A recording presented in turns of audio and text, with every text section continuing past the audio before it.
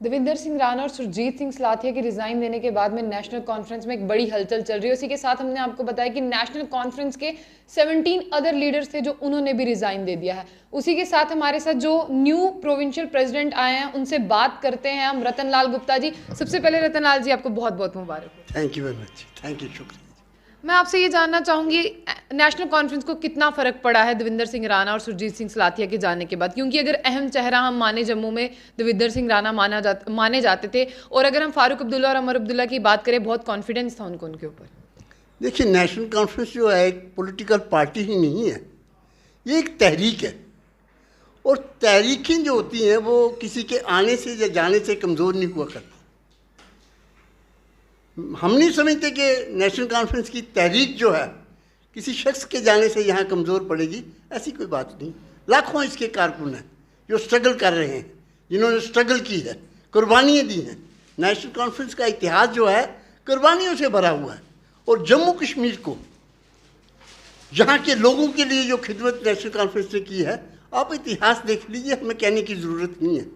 तो मैं समझता हूँ कि ये बात कहना कि साहब किसी के आने से या जाने से पार्टियाँ कमज़ोर होती हैं, ऐसी बात नहीं। चलिए, जाते जाते देविंदर सिंह राणा एक बहुत बड़ी बात कह गए कि मैं जम्मू की बात कर नहीं पा रहा था, या जब से डिक्लेरेशन ऑफ जम्मू की बात की गई थी तब से कुछ अनबन चल रही थी। क्यों जम्मू की बात करना नेशनल कॉन्फ्रेंस में गुनाह है क्या?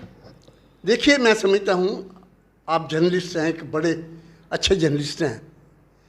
जम्मू डिक्लेरेशन की बात करते हैं, आपने पढ़ा है जम्मू डिक्लेरेशन है क्या? जम्मू डिक्लेरेशन पे लिखा है कुछ? किसी पेपर में आया है कि ये है जम्मू डिक्लेरेशन? जिस बात की एग्जिस्टेंस नहीं, मतलब कह के कि भाई हाँ जी ये डिक्लेरेशन है, डिक्लेरेशन है, क्या डिक्लेरेशन था? और फिर 14 से पहले जब हमारी हुकूमत थी तो ये हुकूमत में थे, आपने देखा ही होगा। जम्मू का उस वक्त अगर कोई परेशानी थी तो आपको दूर कर देनी चाहिए थी। आज जबकि हम अपोजिशन में बैठे हैं और नेशनल कॉन्फ्रेंस का ये मौक़िफ़ है, नेशनल कॉन्फ्रेंस की लीडरशिप जो है, जनाब उमर अब्दुल्ला साहब, जनाब डॉक्टर साहब, उन्होंने कभी नहीं कहा जम्मू की बात ना कीजिए, बल्कि हमें हदायत हैं कि जम्मू के मसले, जम्मू के लोगों के मसले, जम्मू की फार फ्लंग एरियाज जो हैं उनकी डेवलपमेंट के लिए आप डट के बात कीजिए, और हम करते हैं। जम्मू के काज़ के लिए नेशनल कॉन्फ्रेंस ने कभी पीछे नहीं हटी, और जम्मू के लिए हम आवाज़ उठाते हैं और उठाते रहेंगे। ये बात कहना कि कोई मेरी आवाज़ दबा रहा है, मैं नहीं समझता ऐसी कोई बात है। नेशनल कॉन्फ्रेंस में खासकर, नेशनल कॉन्फ्रेंस एक तहरीक है, तो ये तो ऐसी सियासी पार्टी है जिसने हक दिया लोगों को। ये वोट क्या है? बोलने का हक दिया, बोल के बताइए, आपको काज बताइए, लोगों के पास जाइए, सरकार के पास जाइए और लोगों की दुख तकलीफें दूर करवाइए। ये नेशनल कॉन्फ्रेंस का मौका है। इसलिए ये बात कहने के साथ मुझे मेरी आवाज़ कोई दबा रहा था या मुझे कोई बोलने नहीं दे रहा था, ऐसी कोई बात। 25-26 साल वो इस पार्टी में रहे। वो फारूक अब्दुल्ला की अगर हम बात करें, उनसे प्रभावित नहीं हुए, प्रधानमंत्री मोदी की नीतियों से वो प्रभावित हो गए। देखिए साहब, प्रधानमंत्री जी की जो नीति है, 25 साल आप एक आइडियोलॉजी के साथ जुड़े रहे, ठीक है ना? ऐसी क्या बात हो गई कि आप उस आइडियोलॉजी को छोड़ के आप कहते हैं मोदी जी की आइडियोलॉजी है वो अच्छी होगी? एकदम ये पलटा खाया आपने, फिर बदल किया आपने। मैं नहीं समझता कोई ऐसी बात है। नीति क्या है? हमारी नीतियाँ, नेशनल कॉन्फ्रेंस की ऐसी नीति हैं जो पूरा दुनिया जानती है। हम सेकुलरिज्म पे विश्वास रखते हैं।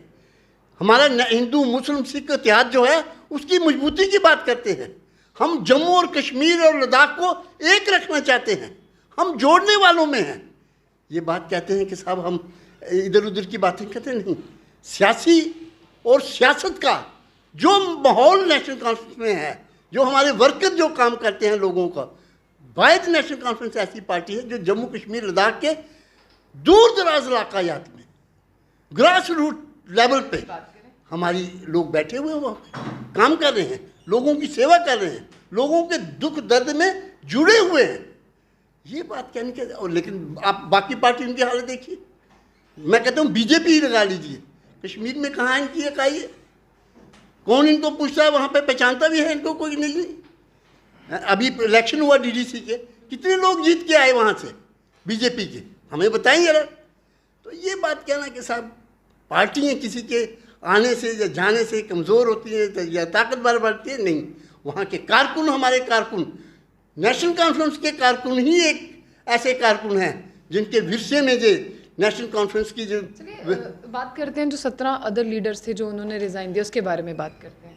देखिए, आपने वो कवरेज तो की होगी, उनकी जो प्रेस कॉन्फ्रेंस कवर की होगी, कितने लोग थे वहाँ पे? उनके अपने ड्राइवर पीछे खड़े हुए थे जो नेशनल कॉन्फ्रेंस से रिज़ाइन कर रहे थे। देखिए, मतलब ये बात कहना कि आज दुनिया ही हमारे पीछे चल पड़ी है, ऐसी कोई बात नहीं। जम्मू के 3 हमारे ब्लॉक हैं, उन्होंने कहा 17 ब्लॉक हो गए। आप ब्लॉक डिस्ट्रिक्ट प्रेसिडेंट हैं, 3 ब्लॉक प्रेसिडेंट हैं, वो भी 2 वहाँ यहाँ बैठे हुए हमारे साथ।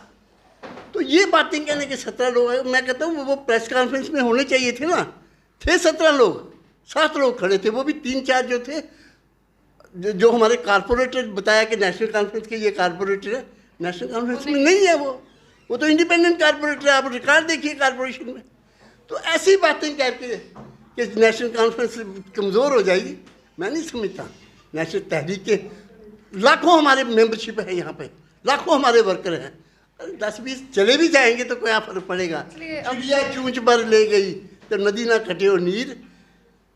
नदी से पानी कम नहीं होता, अगर चिड़िया छोटा सा पानी लेके चला जाए तो मैं नहीं समझता कि कोई ऐसा फ़र्क पड़ेगा किसी पार्टी को या हमें या किसी को। नहीं, सियासी मुकाबला करेंगे, इनका डट के मुकाबला करेंगे। आप भी आ जाइए मैदान में, हम भी आगे, आप भी खुल के बात करेंगे, हम भी करेंगे, देखेंगे इलेक्शन में क्या होगा। चलिए, अब आप जिस सीट पर आप आए हैं, आप क्या कुछ जम्मू की बात करेंगे, मैं ये जानना चाहूँगा। देखिए, हमने हमेशा बात की, मैं इस सीट पे पहले भी 5 साल रहा, इनके पहले मैं ही यहाँ प्रोविंशियल प्रेसिडेंट था, और हमने हमेशा जम्मू के काज के लिए फाइट किया है। आप देख लीजिए हमारा पीरियड जो रहा है 2008 से 2014 तक, जितनी प्रोजेक्ट जम्मू शहर के, जम्मू में और जम्मू शहर के अंदर शुरू हुए थे वो हमने किए थे। हमारे बाद कितने प्रोजेक्ट चले, ये देखिए जम्मू झील की बात कर लीजिए आप, या दूसरे जो प्रोजेक्ट चल रहे थे कहाँ पहुँचे हैं। तो मेरा कहने का मकसद है कि ये बातें कहने की, हम तो हमेशा जम्मू की बात करेंगे, करते आए हैं, आगे भी करेंगे। जम्मू के लोगों की खिदमत करते आए हैं, आगे भी करेंगे और डट के करेंगे। और जम्मू के काज के लिए स्वाय नेशनल कॉन्फ्रेंस के, मैं समझता हूँ कोई नहीं लड़ता। ये नेशनल कॉन्फ्रेंस की सरकार थी जब जम्मू कश्मीर के अंदर इतनी इंडस्ट्री लगी। आप सांबा देख लीजिए, बड़ी ब्राह्मणा देख लीजिए, कठुआ देख लीजिए, ये जितनी भी इंडस्ट्री लगी है जम्मू खित्ते के अंदर हमारे दौर में लगी है। पहले शेख साहब के टाइम पे लगी, फारूक साहब के टाइम पे लगी, उमर साहब के टाइम पे लगी। आज क्या हालत है?